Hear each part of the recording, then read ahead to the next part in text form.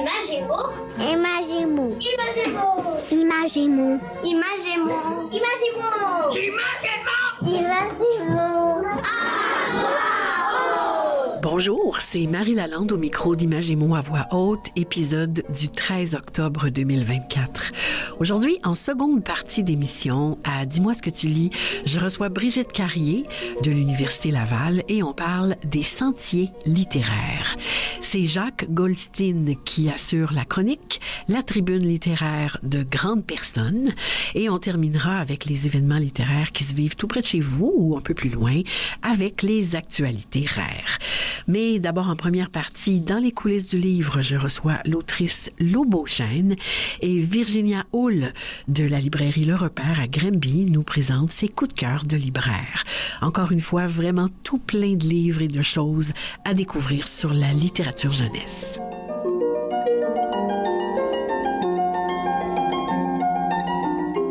Dans les coulisses du livre.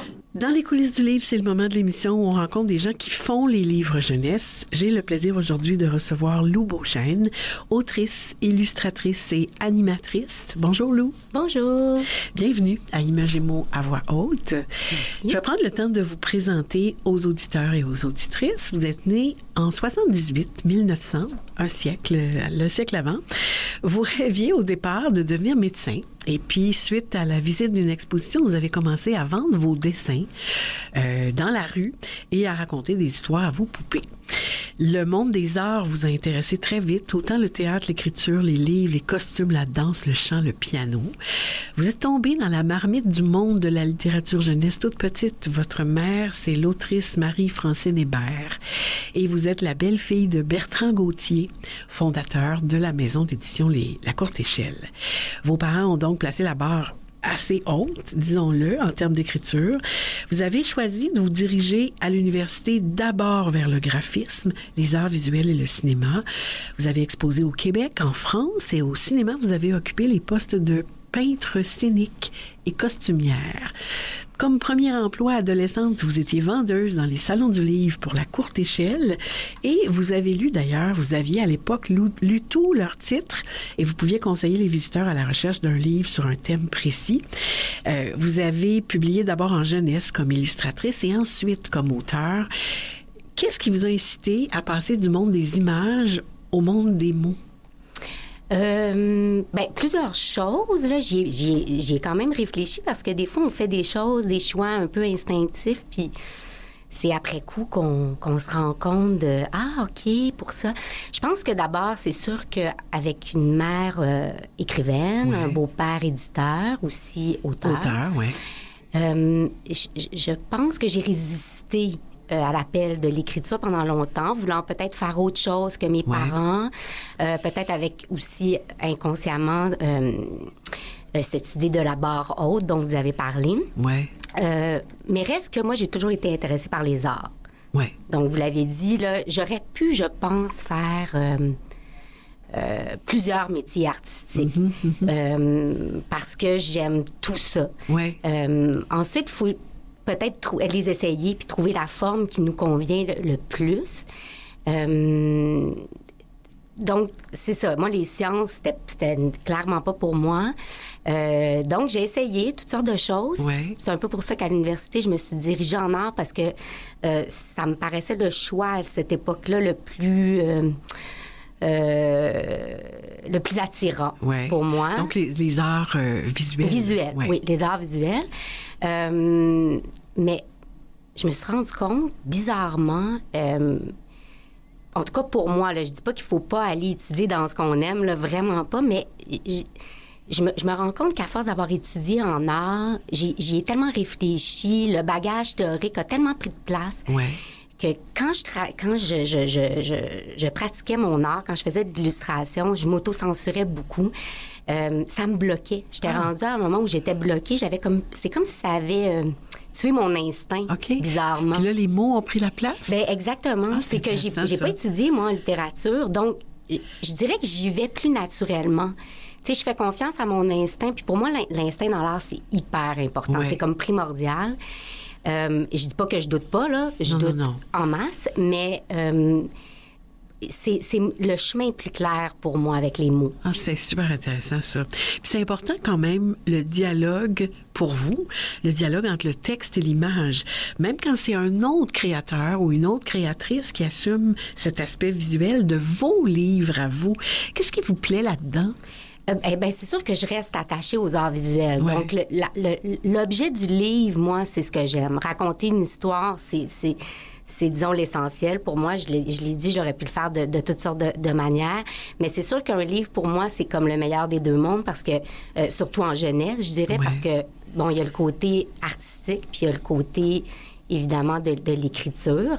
Puis quand c'est un autre créateur, moi, ce que j'aime là-dedans, c'est un peu le travail d'équipe. OK. Donc, laisser la liberté à l'autre Oui, aussi. puis ça permet de y a des passer la allers-retours. rondelle. Oui. Là, tu sais, Oui. on est deux là-dedans. Tu sais, c'est bon à deux. C'est pas, tu sais, il y a Oui, quelque oui. chose de. Puis l'écriture, c'est tellement un travail solitaire Exact. que c'est intéressant. Tu sais, ça amène une autre dynamique. Puis de voir aussi un autre artiste qui va prendre ton univers. L'interpréter. Et l'interpréter à Oui. sa manière. C'est sûr que c'est un petit risque dans le sens où parfois le mariage fonctionne mieux que d'autres. Mm-hmm. On essaie à chaque fois que la magie opère. Mais moi, dans mon cas, en tout cas, je me considère très, très chanceuse parce Ouais. que j'ai beaucoup de mes livres dont je suis fière au niveau de ce mariage. Au niveau de la facture aussi, c'est bon ça. On l'a mentionné tout à l'heure, vous avez des parents eux-mêmes auteurs. Mm-hmm. Moi, j'ai lu quelque part que vous n'avez jamais voulu bénéficier d'un traitement de faveur. Vous avez toujours été discrète sur le lien de filiation avec votre mère, Marie-Francine Hébert. Comment vous gérez ça? C'est un héritage qui est précieux. Mm-hmm. C'est ça, mais on le vit en privé dans le sens que c'est vrai que j'ai jamais voulu... tu sais, moi, je veux me regarder dans le miroir en me disant que j'ai fait mon chemin par moi-même, Ouais. puis je tiens à cette indépendance-là. En même temps, tu sais, c'est pas un secret, là, on l'a pas volontairement caché, mais étant donné qu'on n'a pas le même nom de famille, disons que C'est les plus gens... facile, Ben ouais. oui, les gens, ils ne le devinent pas forcément. Je pense encore qu'il y a plusieurs personnes qui ne le savent pas encore à ce jour. D'ailleurs, on publie rarement dans les mêmes maisons. C'est arrivé d'édition. quelques fois C'est que vous avez publié oui, ensemble aussi. mais rarement en même Ouais. temps. Puis, tu sais, on a vraiment nos univers très différents, puis nos groupes différents. Donc, puis ça s'est fait, c'est pas conscient, volontaire. C'est là, ça naturel. oui, naturel. Ouais, c'est Peut-être bon. parce qu'on a des styles différents aussi. Aussi, ouais. Mais on s'aide beaucoup. C'est Mm-hmm. sûr que c'est très pratique en termes, tu sais, qu'on se fait lire tout ce qu'on écrit. Ah oui? Donc, on est les premières lectrices l'une de l'autre. Ouais. Puis on passe pas par quatre chemins. Là, on se dit la vérité. OK. On se lit pas pour se On flatter dans le c'est sens ça. du poil, puis pour se dire à quel point on est merveilleuse et extraordinaire. Vous êtes là. critique. On Ouais. est critique. On veut que l'autre nous dise qu'est-ce qui marche pas, Ouais. puis où ça marche pas. Puis donc, on s'utilise, là. Oui, c'est Oui, bon, oui. ça. C'est pratique. Oui, c'est comme très vous l'avez dit. pratique. Vous avez publié plus d'une vingtaine de titres, surtout pour les petits, comme auteur ou comme illustratrice pour la jeunesse, chez La Courte Échelle, chez Druide, La Bagnole, Dominique et compagnie, Les 400 coups, Soulière, Planète Rebelle. J'ai L'an l'air volage, hein, comme ça. On pourrait dire ça, mais pas vraiment. L'an dernier, vous avez surtout remporté le prestigieux prix du gouverneur général pour l'inoubliable, publié à La Courte Échelle. D'abord, toutes mes félicitations. Merci. C'est un premier roman destiné aux lecteurs adolescents.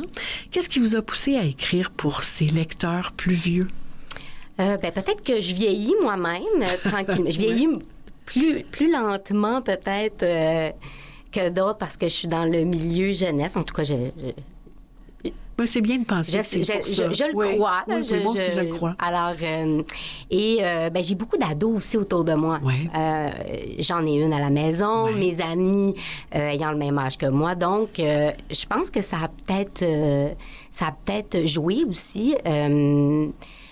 L'idée aussi de partir pour un plus long voyage Ouais. avec mes personnages, ça, j'avais envie de me lancer ce défi-là, de voir si j'avais le souffle. Ouais.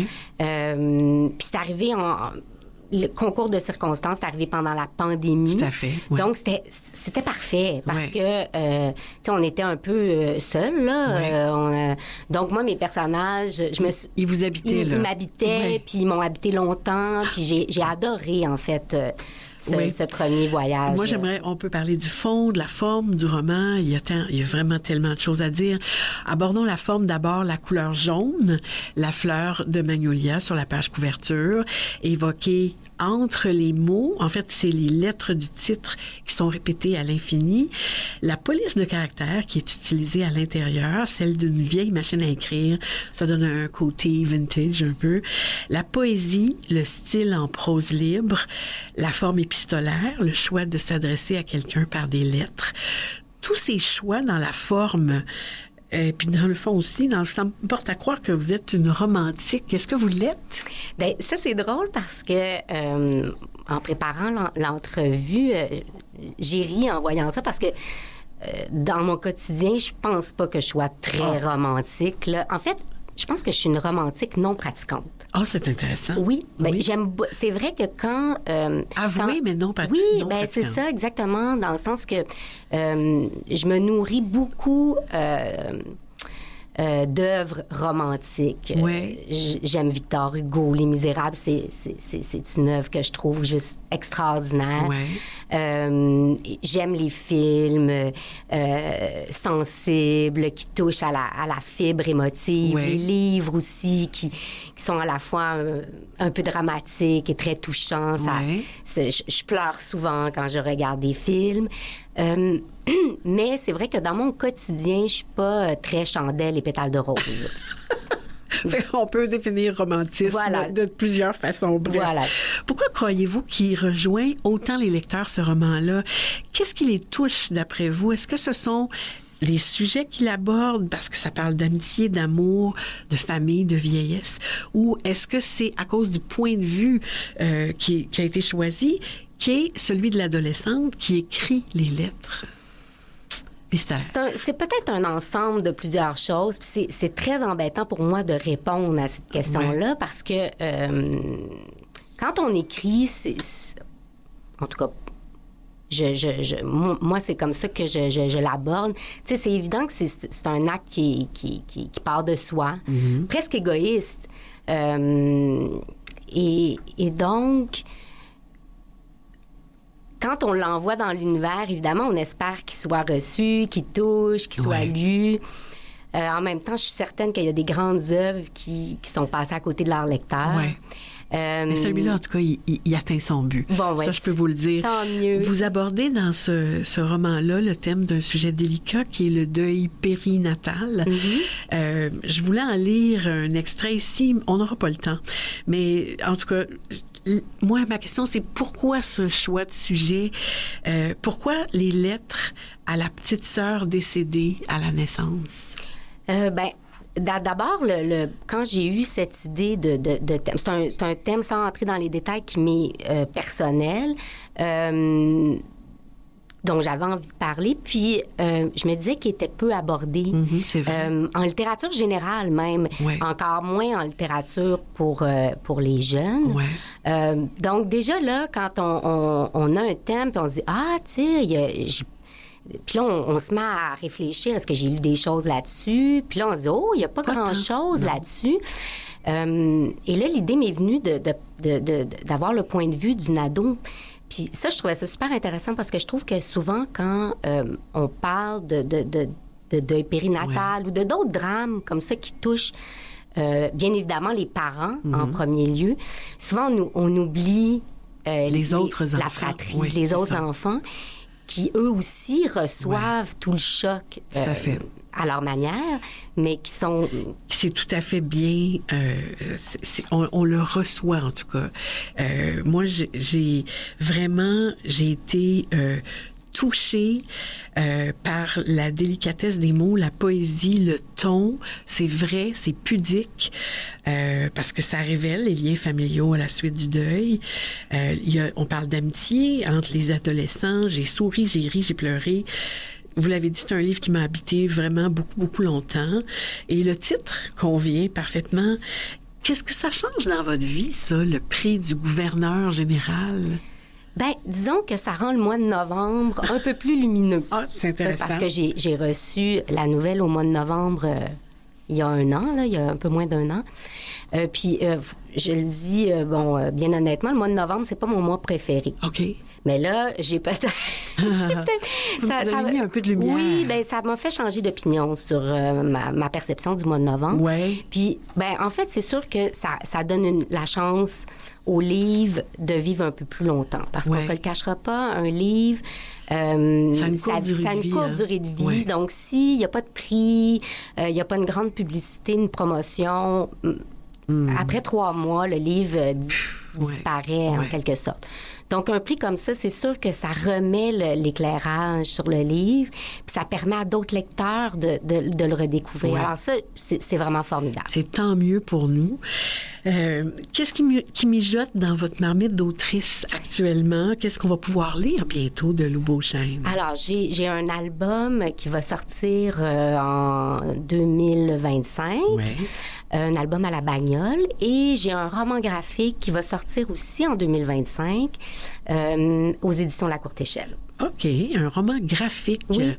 Est-ce que vous allez signer les illustrations? Non, Okay. non, en fait, ça fait bien longtemps que j'en fais plus des illustrations. Oui, j'ai perdu l'habitude. Puis je trouve qu'on a tellement de talent au Québec là, que ça me fait plaisir là, de lancer le palais, c'est ça? Oui, exactement. Lou, c'est la tradition à Imagez-moi à voix haute. On invite les invités à nous proposer un ou des coups de cœur littéraires jeunesse en terminant.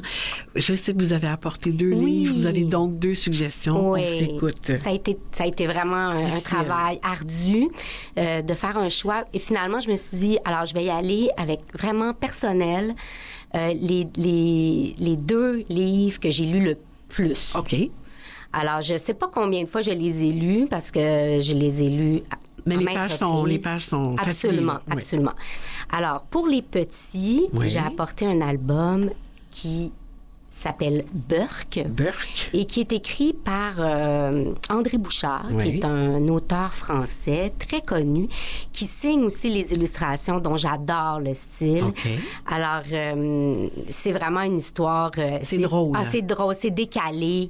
C'est un enfant qui n'a pas envie de manger le poisson qui est dans son assiette et le poisson ne veut pas non plus être mangé. OK, alors, cette Burke à l'infini. Oui, voilà. Oui. Puis là, le poisson se met à lui raconter toutes sortes de mensonges sur d'où il vient, là, qui a été pêché dans les toilettes. C'est un peu dégoûtant et c'est savoureux. Mais les enfants adorent ça. Et le deuxième? Et le deuxième, c'est un roman pour plus vieux, en fait, pour adolescents, mais... Franchement, des fois, la ligne entre les livres pour ados et pour adultes est très, très mince. Et dans ce cas-ci, je pense que c'est le cas. Et le titre? Le titre, c'est Ferdinand F., 81 ans, Chenille, et ça a été écrit par Mario Brassard. C'est un roman qui parle de solitude, d'amitié. C'est bouleversant et c'est écrit de manière... la langue est parfaite. Ah oui, alors on va lire ça. Merci. Oui. Merci, Lou Beauchesne. C'est déjà tout. Au plaisir de vous lire encore et encore. Merci.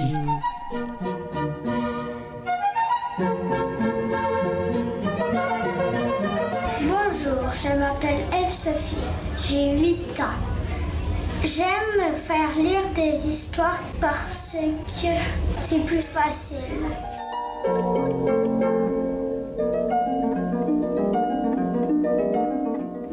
Je m'appelle Hubert, j'ai 8 ans. J'aime lire des livres qui informent parce que ça m'apprend des trucs.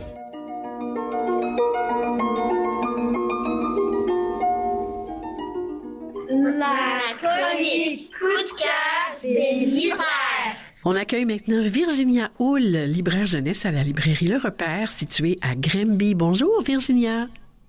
Bonjour Marie. On vous retrouve cette année avec grand plaisir, Virginia. Vous nous faites toujours des suggestions pertinentes et adaptées. On aime ça. On a très, très hâte d'entendre celle d'aujourd'hui. On vous écoute. Oui, alors aujourd'hui, ça va être assez diversifié en plus. Alors, je commence avec Simone Boulamite, qui est écrit et illustré par Rémi Simard. C'est une série qui est entre le roman et la BD pour les lecteurs à partir de deuxième année, troisième, quatrième année aussi, là, quand ils maîtrisent bien la lecture. Ouais. Alors, c'est complètement loufoque. C'est un humour absurde, décalé. C'est un peu comme un monde inversé aussi, parce que c'est une petite fille qui vit dans un placard et qui fait peur à des créatures. Oh. Ben, c'est vraiment différent. Ah, oui. Puis celui que j'ai sélectionné, c'est le tome 2 qui vient de sortir, mais les deux, le tome 1 et le tome 2, peuvent se lire dans le désordre sans aucun problème. OK. Puis on suit Robert, qui est un brocoli, qui doit sauver son ami qui s'est fait enlever par un cyclope. Puis, il n'a pas le choix de s'allier avec Simone, une petite fille qu'il trouve complètement dégoûtante. C'est vraiment drôle, c'est rythmé, c'est super accrocheur. C'est complètement déjanté aussi, hein? Oui, vraiment. Intéressant. Un autre roman qui pourrait accrocher les lecteurs, cette fois-ci de 9 ans et plus, Oui. c'est La gaffe de Milo de Valérie Fontaine. C'est le premier tome d'une nouvelle série. Milo, il est plutôt gaffeur, puis il va casser le vase de sa grand-maman. Oh. Puis évidemment, ben, il a peur de se faire chicaner, puis de faire de la peine à sa grand-mère. Mhm. Et à l'école, il doit faire un projet entrepreneurial.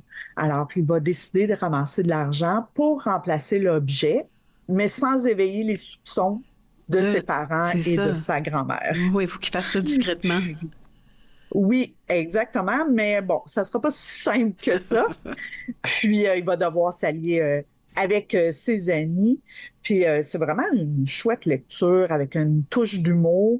Puis, moi, ce que j'ai aimé, c'est qu'on parle d'éducation financière aussi. J'ai vraiment trouvé ça intéressant. Mhm. C'est trop rare, effectivement.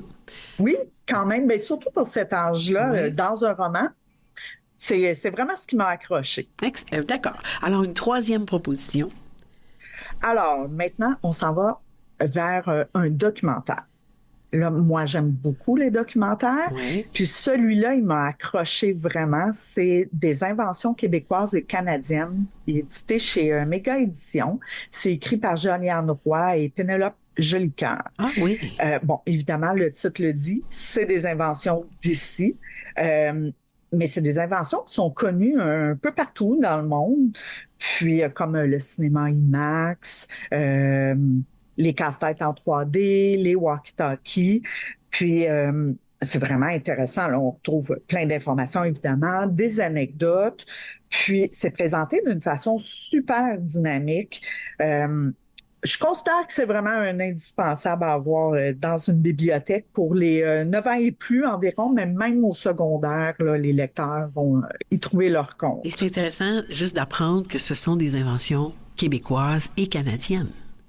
Oui, exactement. C'est Super. étonnant. Là. Il y a des choses là, utilisées tous les jours. Qu'on ne sait Il y en a pas. qui vont Là. être surpris de savoir que ça vient d'ici. Mais oui, ça, c'est super intéressant. OK. Maintenant, je présente un album que j'ai beaucoup aimé, qui vient de sortir, qui s'appelle Mon Papa Punk. Oui. C'est une nouveauté chez Fonfon, qui est écrit par Iris Boudreau et illustré par Pascal Girard. On suit Charlotte qui observe les parents de ses amis, puis elle présente son père aussi, qu'elle trouve différent. C'est un punk. Avec ses cheveux bizarres, ses tatouages, ses drôles de vêtements. C'est un artiste. Puis là, dans le fond, l'album, il présente un modèle de parent original, puis marginal. C'est aussi la gêne puis la fierté qu'un enfant peut éprouver d'avoir un parent différent, ce Ouais. qui est vraiment intéressant. C'est drôle, c'est touchant à la fois. Puis les illustrations douces et attendrissantes de Pascal Girard là, sont... Ah, c'est tellement beau, j'ai vraiment, vraiment aimé ça. Donc, il y a plein d'amour là-dedans. Oui, Bon. vraiment beaucoup. Ouais. Et on poursuit? Oui, avec... Les 3 bonbons de M. Magnani de Louis Aymon oui. et illustré par Sam Parr. Ouais. Et avant d'en parler, j'invite les gens à écouter, si ça n'a pas été déjà fait, l'émission du 29 septembre où tu as interviewé Louis Aymon. Oui, tout à fait. D'une part, on a reçu Louis Aymon, on a parlé de ce livre-là, et c'est le livre qui sera lu à Marie Raconte pour le dimanche juste avant l'Halloween aussi. Ah oui, puis vraiment, là, c'est une super de belle lecture. Cette histoire-là, comme on l'apprend là, avec Louis Aymon, ça a d'abord été un roman qui est sorti il y a une vingtaine d'années. Mm-hmm. Puis là, il a été réécrite pour devenir un album qui vient de sortir. Fait que c'est une histoire d'Halloween, ce qui est parfait pour le mois d'octobre. On suit 3 amis qui font la tournée des maisons pour ramasser des bonbons, puis ont beaucoup d'espoir cette année de recevoir des bonbons de M. Magnani. Alors, on va apprendre pourquoi. Puis, en même temps, la soirée avance, puis ils doivent se dépêcher parce que chaque année, il y a une bande de voyous qui volent les bonbons des enfants. Mm-hmm. C'est une histoire super rythmée, avec une bonne intrigue, c'est drôle. Moi, c'est les illustrations aussi qui m'ont accroché. Ouais, c'est formidable. Ah oui, c'est coloré, c'est dynamique, ça ressemble à une bande dessinée. En fait, moi, j'ai trouvé que c'était très cinématographique avec des plans larges, d'autres rapprochés. Ça amène quelque chose de différent. Oui, puis moi, c'est un album qui se lit très bien à voix haute. Mm-hmm. Puis j'espère que Louis Aymon et Sam Pass, ça va devenir un nouveau duo aussi. Des partenaires, oui. Histoires. On le souhaite aussi. Parce que c'est vraiment, là, ça fonctionne très bien. Oui. Est-ce qu'il y avait un dernier livre dont vous vouliez parler ou on a fait le tour, Virginia? Mais rapidement. Un livre que je trouve qu'on n'a pas parlé assez, c'est Hugo par Catherine Brown-Grenier. C'est un album chez Fonfon. Puis on suit un petit chien qui a été maltraité, abandonné, puis est recueilli par une famille aimante. Fait qu'il doit reconstruire sa confiance. C'est un album qui est sensible, mais lumineux aussi. Puis j'ai vraiment craqué pour cet album-là. Ah, c'est parfait. Et tous ces titres, Virginia, les auditeurs pourront en trouver les références sur le site de l'émission. Je vous remercie beaucoup et au plaisir d'une prochaine chronique. Oui, au plaisir. Au revoir. Merci beaucoup. Au revoir.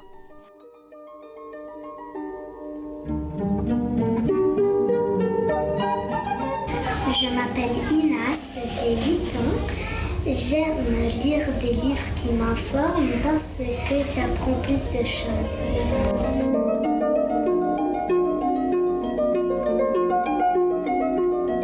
Je m'appelle Laurent, j'ai 8 ans. J'aime lire des livres qui informent parce que ça m'apprend plein de choses.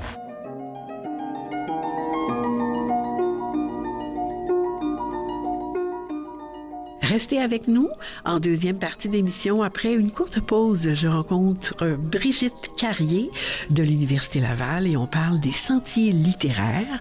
C'est Jacques Goldstein qui investit aujourd'hui la chronique Tribune littéraire de grandes personnes et il y aura des actualités littéraires. À tout de suite.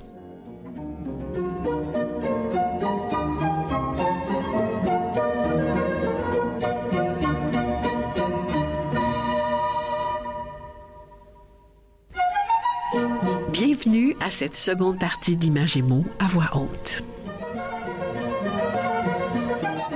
Je m'appelle Alicia, j'ai 8 ans.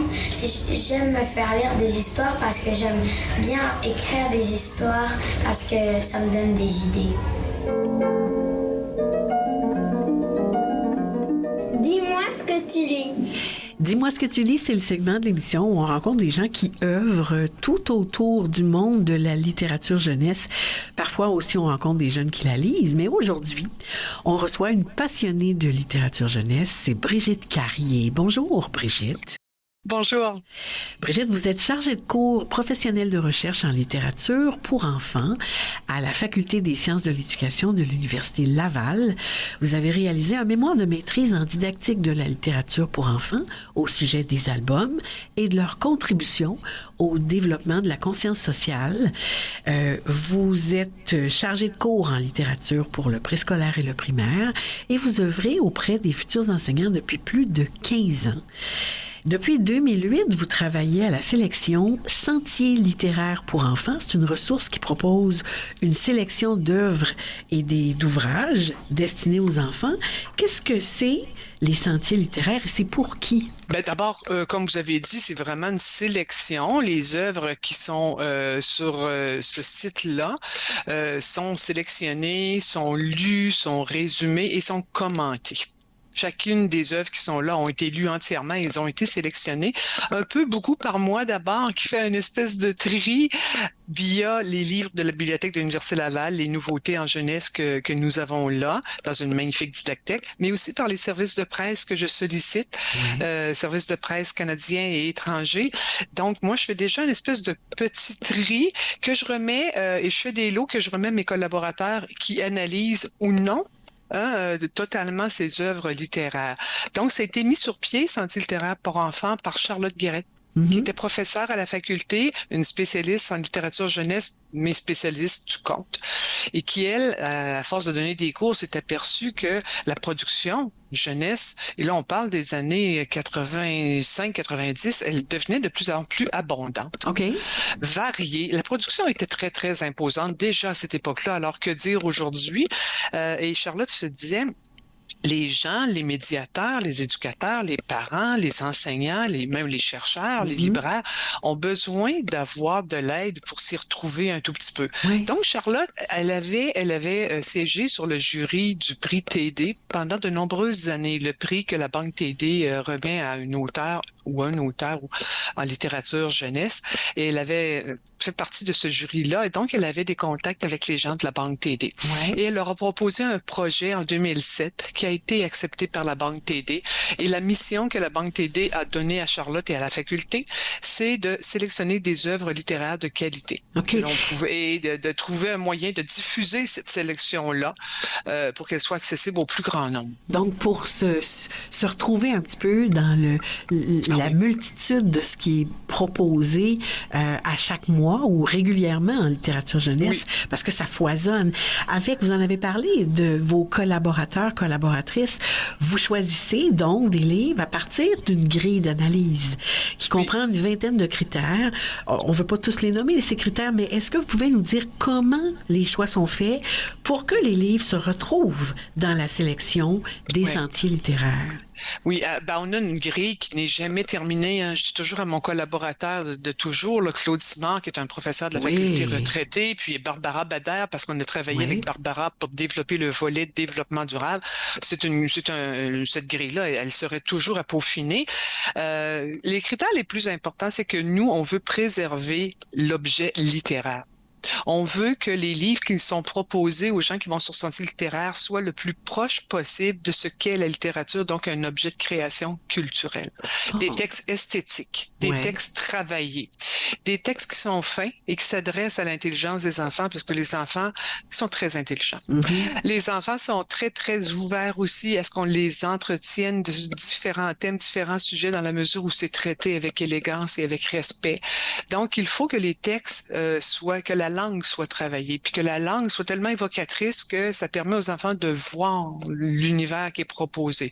Donc, la beauté de la langue, la beauté des illustrations. Aussi, aussi, parce que sur 2700 livres qu'on recommande, on a presque la moitié qui sont des albums. Donc, l'illustration, c'est tailler une place importante là comme langage. Et donc, la beauté, le pouvoir évocateur de ce langage-là que sont les illustrations, c'est vraiment, vraiment important que la littérature, dès en tout premier âge, que le permette d'entrer aux enfants dans la littérature comme on devrait, je pense, toujours entrer pour y vivre une expérience. C'est intéressant. Donc, on s'adresse ici et vous présentez des albums, des livres jeunesse, donc pour les premiers lecteurs, jusqu'à quel âge? À peu près, on a même des romans pour les plus de 12 ans. Normalement, on devait s'en tenir au primaire, mais moi, et certains de mes collaborateurs, on a déjà lu des romans relativement longs, c'est vrai, mais tellement intéressants et ne comportant aucun thème ou aucune manière d'écrire qui pourrait choquer les enfants du primaire. Donc, on se disait, un bon lecteur ou une bonne lectrice de 5e, 6e année va s'attaquer à ce roman-là sans aucun souci. C'est trop beau, c'est trop intéressant. Ou un enseignant pourrait le lire aux élèves comme un roman feuilleton, par exemple. Exactement. Oui. On n'a pas beaucoup de livres, Marie, pour les tout petits. Je vous dirais, même si c'est 0-12 ans, la production du livre pour les tout petits, on s'y est pas beaucoup attardé. On voulait intervenir davantage pour les enseignants de maternelle 4 ans jusqu'à la fin du primaire. Oh, d'accord. Ça, c'est intéressant, cette précision-là. Donc, ça, vous en avez parlé tantôt, sur le site Les Sentiers littéraires, on trouve les livres de la sélection, un commentaire pour chacun de ce livre-là. Et il y a aussi des activités littéraires. Qu'est-ce que vous pouvez nous en dire? Les activités littéraires, on n'en a pas beaucoup. Hein. Ça représente peut-être 20%. Ça touche 20% de notre sélection, les activités littéraires que nous y avons déposées. Qu'est-ce qu'on peut dire? J'ai toujours essayé de dire à mes collaborateurs, pensons aux enseignants. Lorsque nous créons nos activités littéraires, gardons un pied dans ce qui est faisable. On a beaucoup de contraintes quand on enseigne au primaire, des contraintes de temps et d'autres contraintes, mais on a toujours voulu préserver le fait que lire, c'est une expérience et lire, c'est une rencontre avec la condition humaine, c'est une rencontre avec c'est quoi la vie. Donc, les activités littéraires doivent amener les élèves à mieux s'approprier sur le plan littéraire ces œuvres-là, y réfléchir, écrire, à s'apercevoir de comment c'est bien écrit. Oui, c'est un livre qui porte sur l'amitié, mais comment elle a été présentée. Donc, à essayer d'amener avec ces activités-là à voir comment elle est construite, comment elle est créée, cette littérature-là, pour mieux développer l'appréciation littéraire. Oui, puis éventuellement, peut-être être capable de s'en inspirer pour écrire soi-même. Oui, exactement. Ouais. Plus on lit, plus on a des mots, plus on a des expressions, plus les figures de style nous sont familières, plus le langage poétique et métaphorique nous est pas familier, mais en tout cas, ne nous fait pas peur. Donc, c'est vraiment chaque activité littéraire, on a pris soin à ce que le livre soit au centre et de se dégager de toute contrainte scolaire. Ah oui, ça c'est intéressant.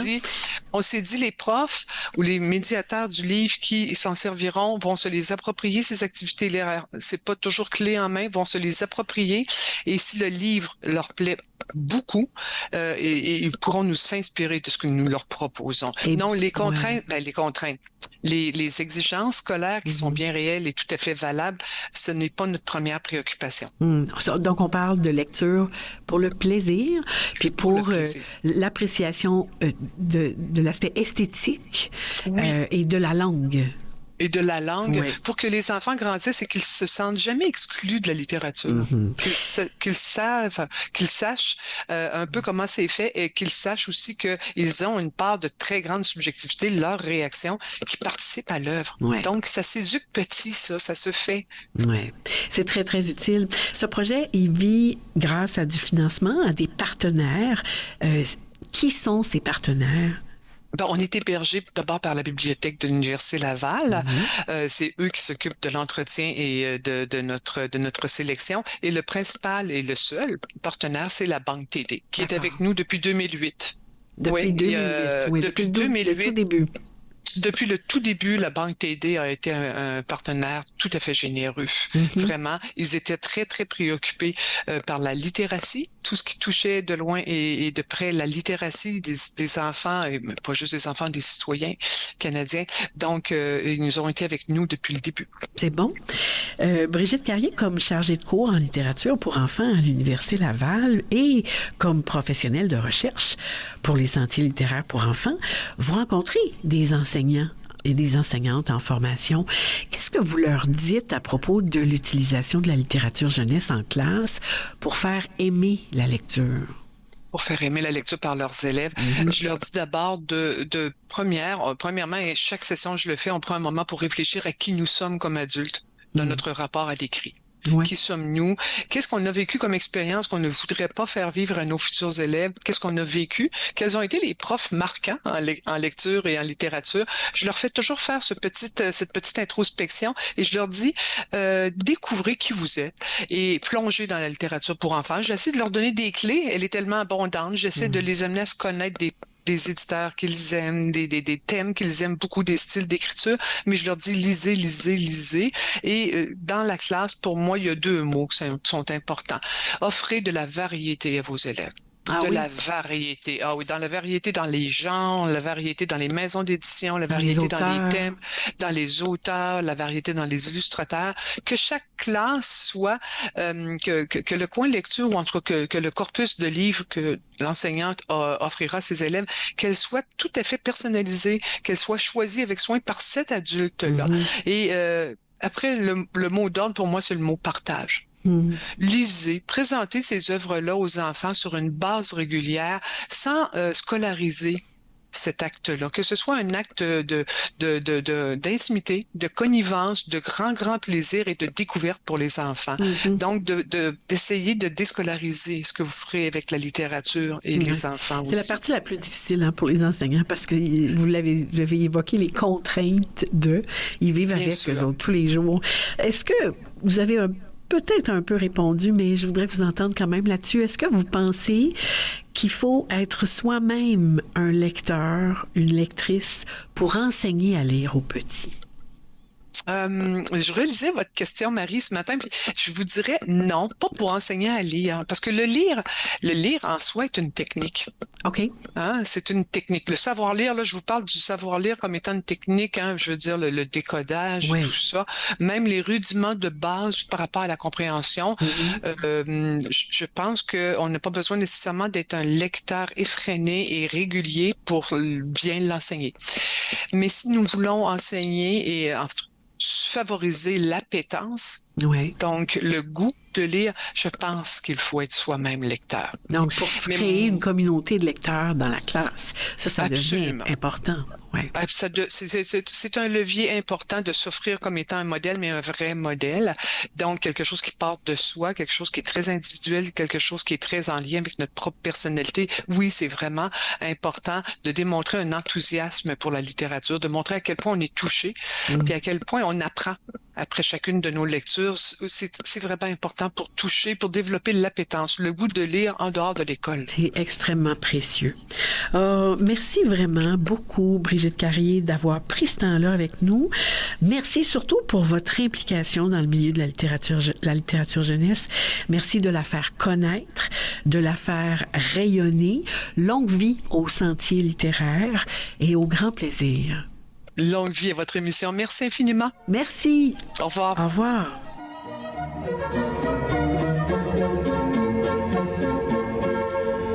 Je m'appelle Célia, j'ai 8 ans. J'aime lire des livres qui informent parce que j'aime bien apprendre sur les animaux. Je m'appelle Anna, j'ai 8 ans. J'aime lire des livres qui m'informent parce que je suis curieuse. Tribune littéraire de grandes personnes. Tout au long de la saison, des auteurs, des autrices, des illustrateurs, des illustratrices, des créateurs, bref, ou créatrices du monde littéraire assureront tour à tour cette chronique. Ils et elles font, à leur manière, une belle place à une œuvre d'ici ou d'ailleurs et partagent avec nous un coup de cœur ou un livre jeunesse qui les a marqués. Aujourd'hui, c'est l'auteur et illustrateur de livres jeunesse québécois Jacques Goldstein qui investit cette tribune littéraire. Jacques, bonjour. Bonjour. On vous écoute. S'abreuver à la fontaine. C'est déjà beau. Juste le titre, c'est beau. Oui, mais attendez, ça s'en vient. Là. Oui. Quand on me demande de nommer des œuvres qui m'ont influencé quand j'étais petit, je cite Bécassine, Tintin, Les Contes de Perrault et de Grimm. Mais il y a une place particulière pour les fables de La Fontaine. Nous connaissons tous La Cigale et la Fourmi et Le Corbeau et le Renard. On les a tous apprises à l'école, du moins à mon époque. C'était au siècle dernier. Et quand j'y repense, on les annonnait plus qu'on les récitait. Oh, que de souffrance, que de tourments pour mémoriser ces rimes et ces vers. J'entends encore mes amis de 4e année, Sylvain Robidoux et Jean Poirier, maudire ce tortionnaire de La Fontaine. Pourtant, Sylvain et Jean n'avaient pas la moindre difficulté à apprendre par cœur les statistiques de tous les joueurs du Canadien de Montréal en 1968. C'est bien plus tard que j'ai redécouvert l'immense œuvre de Jean de La Fontaine. Près de 500 fables, dont certaines sont de véritables bijoux finement ciselés. Et puis ces fables, ce sont bien davantage que de courtes récitations. Ce sont des leçons de vie, de la philosophie, des tournures de phrases qui sonnent comme une petite musique de nuit. Le tout écrit dans la langue des premiers Canadiens français. Et oui, Jean de La Fontaine est né en 1621. Il était le contemporain de Paul Chomédé de Maisonneuve, de Jeanne Mance et de Marguerite Bourgeois. J'en suis persuadé, lire les fables de La Fontaine vous rend plus savant. On devient un peu historien, étymologue, sémiologue et même ornithologue.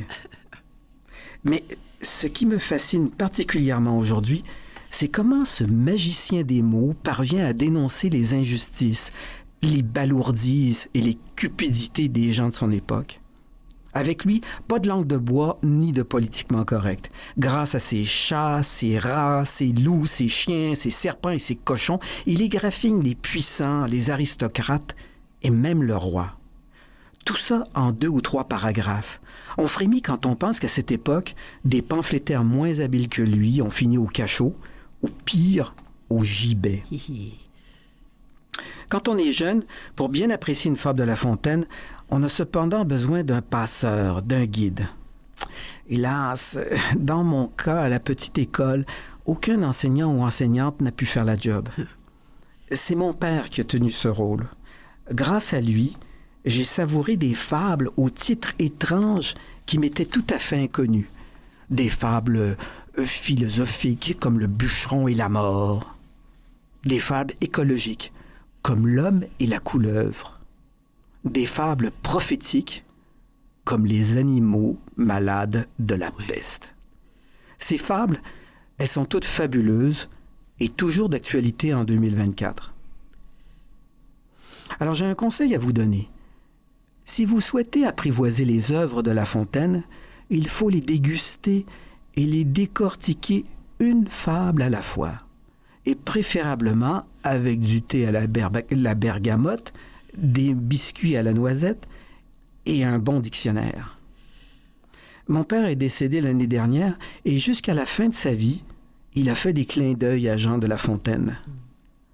De mon côté, aujourd'hui, quand je marche au cimetière, je ne vois plus les corbeaux de la même manière et j'écoute les cigales, le sourire aux lèvres.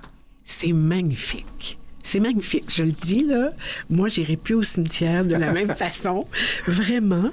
Ah ben, vous viendrez avec moi. Ah oui, c'est ça, oui, parce que, oui, moi, j'ai mon père aussi, ma mère, qui sont au cimetière, et bien, de plus en plus de gens, finalement, hein, plus on vieillit. Oui, le cimetière du Mont-Royal, c'est un cimetière magnifique. C'est un parc, j'y vais presque 2 ou 3 fois par semaine. C'est un endroit magnifique pour marcher, pour se recueillir, et pour, donc, penser, et penser aux fables, parce que, effectivement, la cigale, le corbeau prennent plus le même sens.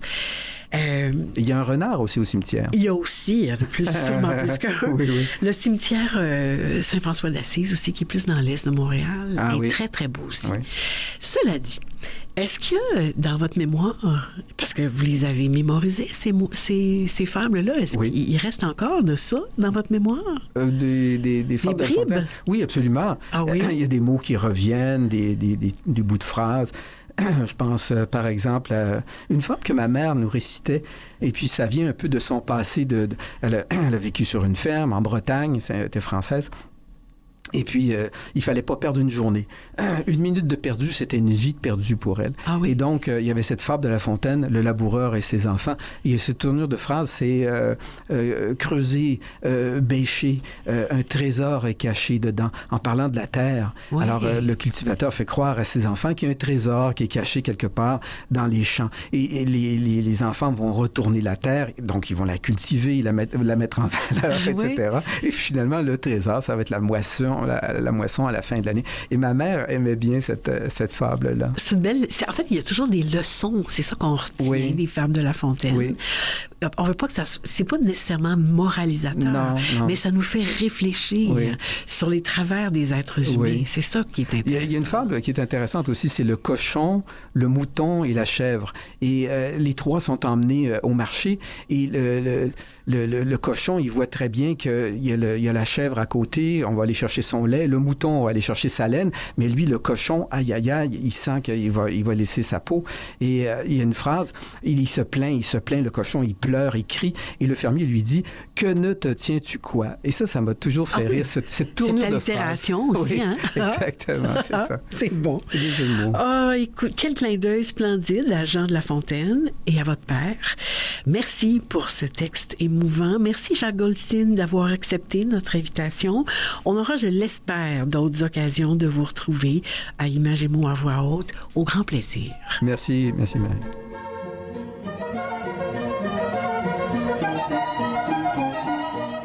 Je m'appelle David, j'ai 8 ans. J'aime les Dragon Ball parce que c'est passionnant. Je m'appelle Elodie, j'ai 8 ans.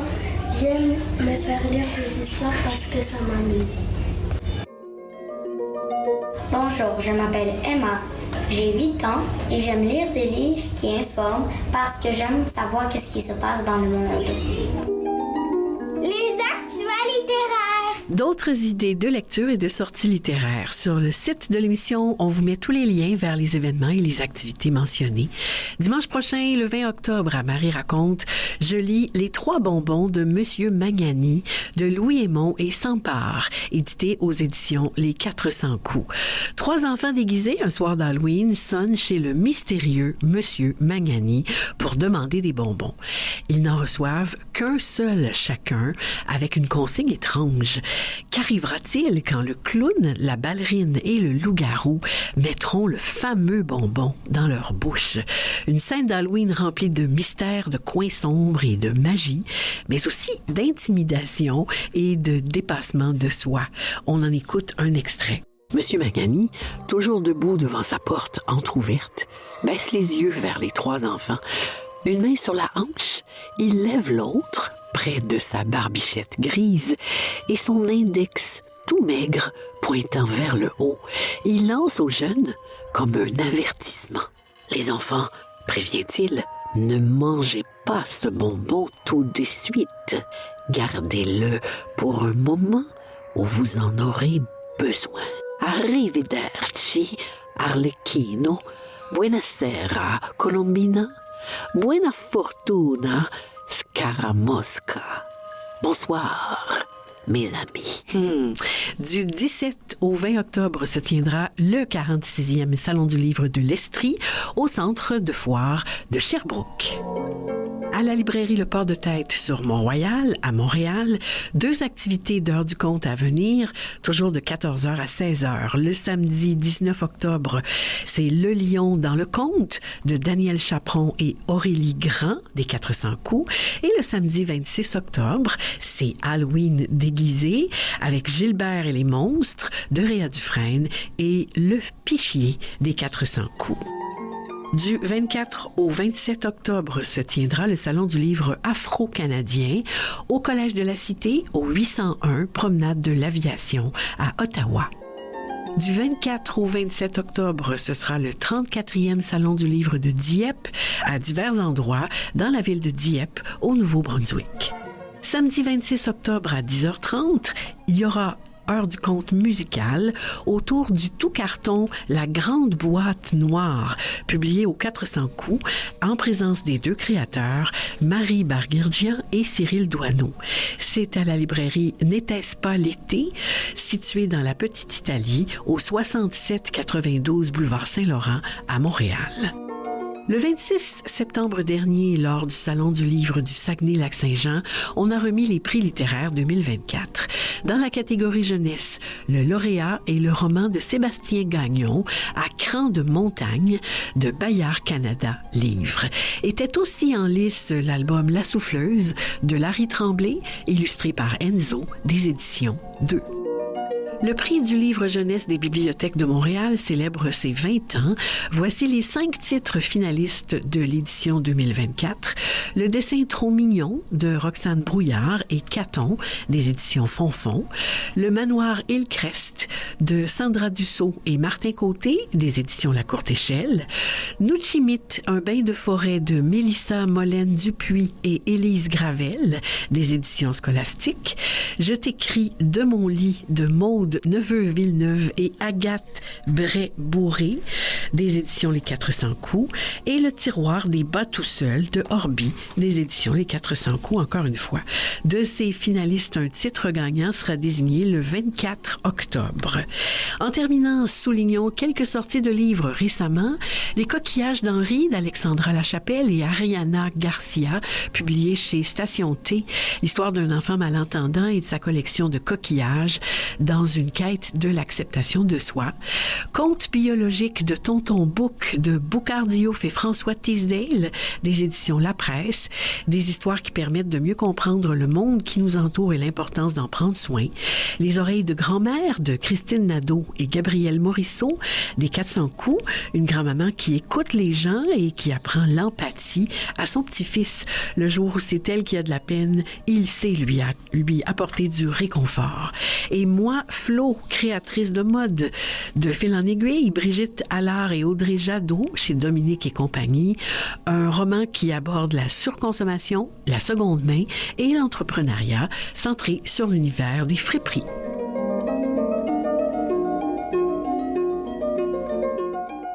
Ben voilà, c'est tout pour aujourd'hui. Je remercie les invités et les collaborateurs d'aujourd'hui. L'autrice Lou Beauchesne, Virginia Houle de la librairie Le Repère à Grimby, Brigitte Carrier des Sentiers littéraires à l'Université Laval, Jacques Goldstein pour la Tribune littéraire de grandes personnes, Michel Brûlé pour le soutien à la recherche, Mathieu Tessier au montage et en régie et à la mise en onde, et Jean-Sébastien Laliberté, chef diffusion technique.